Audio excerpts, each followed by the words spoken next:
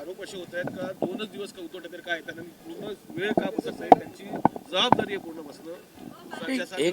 एक लक्षात घ्यायला पाहिजे की ते एका पक्षाचे प्रमुख नेते आहेत आणि विधिमंडळाच्या कामकाजामध्ये त्यांचा कधी कुठे सहभाग त्यांनी स्वतः करून घ्यायचा तो त्यांचा एक वैयक्तिक अधिकार असला तरी देखील राज्याच्या विभिन्न प्रश्नाचे प्रतिनिधित्व आम्ही सर्वजण त्यांच्या वतीने आम्ही करतोय आणि म्हणून ते एकच दिवस का आले 2च दिवस का आले यापेक्षा ते येत आहेत ही महत्त्वाची गोष्ट तुम्ही लक्षात घ्यायला पाहिजे. आणि ही परंपरा काय आज नाही, या अगोदर देखील राष्ट्रीय अध्यक्ष असलेले पण काही लोकप्रतिनिधी अशा वेळोवेळी ज्या ज्यावेळी पाहिजे असेल गरज असेल त्या त्यावेळी ते येत असतात. तशीच भूमिका ही आमच्या पक्षाच्या नेत्याची आणि ते येणाऱ्या 2-3 दिवस आपल्या सर्वांच्या समवेत या राज्याचे विभिन्न प्रश्नांचा मार्गदर्शन करतायत. आणि ते मुंबईलाही असले काही 1-2 घरगुती लग्न असलं तरी देखील काही प्रमुख नेत्यांची लग्न होते त्याहीसाठी असेल तरी देखील आम्हा सर्वांना मार्गदर्शन आणि कुठच्या विषयावरती काय बोललं पाहिजे कुठचं विषय घेतलं पाहिजे हा त्यांचा नेहमीच होतोय.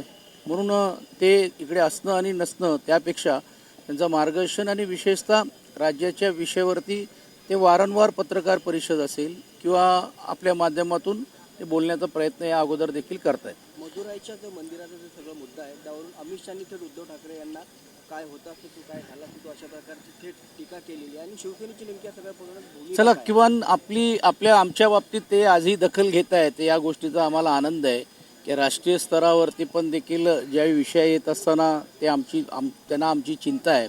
पण मला असं वाटते आम्ही खरं हिंदुत्व काय आहेत हे आम्हाला कोणी सांगायची गरज नाही आणि ते वारंवार आम्ही सिद्ध करण्याची भूमिका आम्ही घेतलेली आहे. त्याही प्रकरणाच्या बाबतीत ते जे बोललेले आहेत त्याला योग्य रीतीने योग्य वेळी उत्तर निश्चितपणे दिलं जाईल. पुणे प्रकरणामध्ये आता हायकोर्टाने पुणे पोलिसांना फटकारलेलं आहे. तुमच्यावरती काय राजकीय दबाव आहे त्यामुळे मुख्यमंत्र्यांच्या मुलाचं नाव तुम्ही त्यात गुन्ह्यात इन्क्लूड नाही केलं. ही मला असं वाटते सरकारची नामुष्की आहे की माननीय उच्च न्यायालयाने आणि न्यायालयीन प्रक्रियेला हस्तक्षेप करून घेऊन आता या चौकशी कशा चाललेल्या आहेत काय चाललेल्या आहेत ह्याच्यावर टिप्पणी करणं मला असं वाटते हे गृह मंत्रालयाचा आणि विशेषतः सरकारचा हा फेलियर आहे. आणि म्हणून किमान आता कोर्टाने सांगितल्याप्रमाणे अंमलबजावणी करण्याची ही जबाबदारी तर ते करणारच त्यांना करावंच लागेल.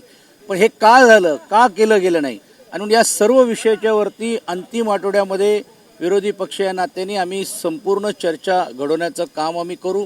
वेळ प्रसंगी याला जाब विचारत असताना देखील तो सभागृहाचं काम 1-2 मिनटं थांबलं तरी चालेल.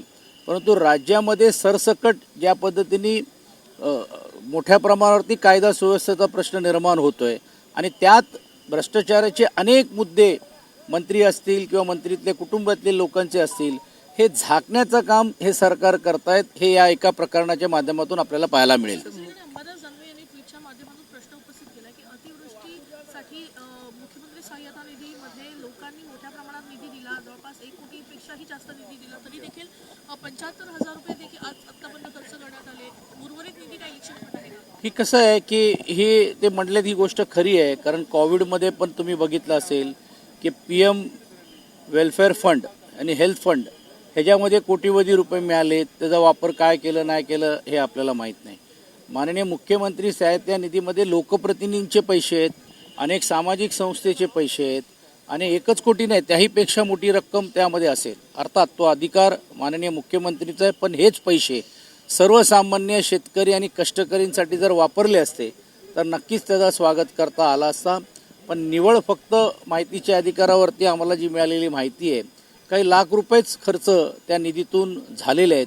ही दुर्दैवी आहे आणि यातूनच ही कशी निराशजनक परिस्थिती आहे हे याच्यातून स्पष्ट होतं. कारण तुम्हाला सर्वांनाच माहीत आहे की पूर परिस्थितीच्या माध्यमातून ज्यावेळी तुम्ही बघितलं असेल की केंद्र सरकारची टीम ही रात्री पाणी केली आणि त्यावेळी ज्यावेळी त्यांना प्रस्ताव पाठवा म्हणून सांगण्यात आलं हा प्रस्ताव 27 नोव्हेंबरला म्हणजे तब्बल 1 महिन्यानंतर राज्याने पाठवण्याचं काम केलेलं आहे. ह्याच्यातूनच त्यांची निराश परिस्थिती ही स्पष्ट होते. तुम्ही मुंबईचं प्रतिनिधित्व करता. मुख्यमंत्री असताना मुख्यमंत्री सहायता निधीतून जो दिला जाणारा निधी आहे त्यावरती कायम सत्ताधाऱ्यांनी बोट ठेवलं.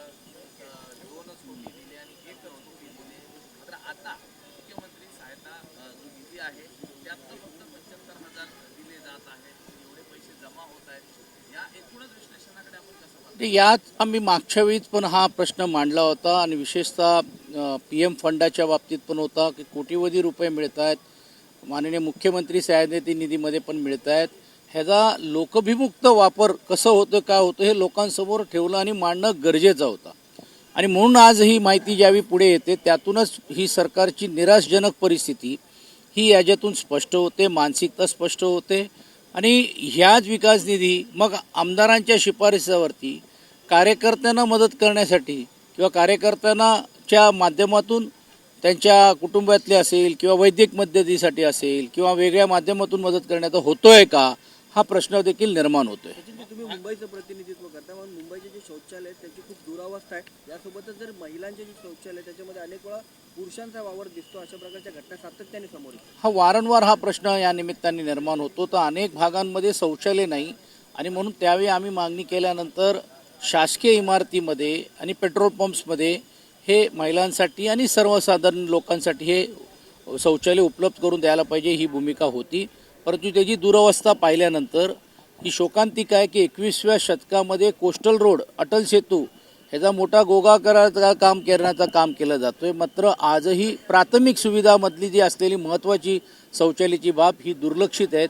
हेच खऱ्या अर्थाने नाकारण्याची भूमिका नाकारतेची भूमिका ही शासनाची या माध्यमातून दिसते. पालिकेच्या निवडणुकीमध्ये महायुती करूनच निवडणुका लढवायचं भाजपा शिवसेना राष्ट्रवादी ठरवलं. त्यांनी जाहीर करावं की ही महायुती ठाण्यामध्ये होणार आहेत का, कल्याणमध्ये होणार आहेत का, डोंबिवलीमध्ये होणार आहे का, पुणे पिंपरी चिंचवडमध्ये होणार आहे का. म्हणजे फक्त मुंबईसाठी सत्ताचा वाटप आणि विशेषतः सत्ताकरणच्या नावाखाली अर्थकरण करण्यासाठी सर्व एकत्र येत आहेत. मात्र आपापल्या जिल्ह्यामध्ये आपापल्या विभागामध्ये वेगवेगळी भूमिका मांडत आहेत. त्यांनी जाहीर करावं का नागपूरमध्ये पण महानगरपालिका महायुती म्हणून लढणार आहेत. तर नक्कीच आम्हाला वाटेल की महायुती एकत्रित आहेत. आणि ज्या पद्धतीने तुम्ही बघितलं की एकमेकांचे कॉलर पकडण्यापर्यंतची वेळ नगरपालिकामध्ये आली, महानगरपालिका तर एकमेकांच्या डोक्यावर बसणारच आहेत. Thank you sir.